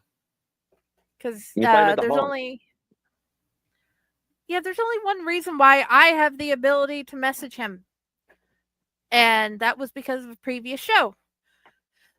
But he knows I'm also not going to spam him yet. Well, if I need to, I am a lizard. I like to stay in my hole. That's what she said. Yeah. If you That's my if once you in a come month. on I'm using it again, now. I will bother you again. Remember, please don't do the raccoon thing. Raz, where do you want people to find you? Well, not stuffing raccoons in my ass, that's for sure. Let's see. Yes, he is. You can find me on Facebook. Pretty much just type in Raz T Slasher or Dr. Raz T Slasher. You're going to find me on every social media outlet, and in which case you will likely be talking to Jenny, unless it's on the actual Slasher app or Reddit. Those are the only ones I tend to, sometimes when I bother with getting on them, or Discord, be myself. But usually you're talking to Jenny. You won't be able to tell the difference most of the time, if at all. She's that awesome. You can check me on RazTSlasher.com, just pretty much just everywhere, man. Again, that internet optimization stuff is really kicking in these days. And also at your grandma's house. Oh yeah, dude, seriously. She wants to know where you put the K-Row. I probably use that for blood. So she needs new K-Row. Gotcha. Yep. Okay. Yep. We are making all new ads for his stuff and my stuff and all the other fake war things. I am trying to get through more and get new stuff up as I go. Because this year is the year of the kids have gotten older, so it's easier to spend a little bit extra more time reading. So there will be new ads for that. New TikToks are coming in the future, but tomorrow you're going to see something interesting from us again. Wait a second. This is the future episode, so you will already have seen what's happening tomorrow for us. So I don't know what's happening, who's going to be our next guest after this yet. Wait, because tomorrow? you guys will be... I didn't know anything was happening tomorrow. Another... Well, tomorrow's the actual episode of this show. You're right. We're just pre-recording it because John said I can't do the thing, but I want John, and everybody else was like, "Yes, let's have John on the show." You know what the kicker is? Is they gave me Wednesday off this week. Son of a donkey! But we already had Brett in place, though. Yeah, I didn't know what my schedule was going to be, so you're good. I was just laughing because I got tomorrow off. I thought it was Beth. Is it Brett and then Beth?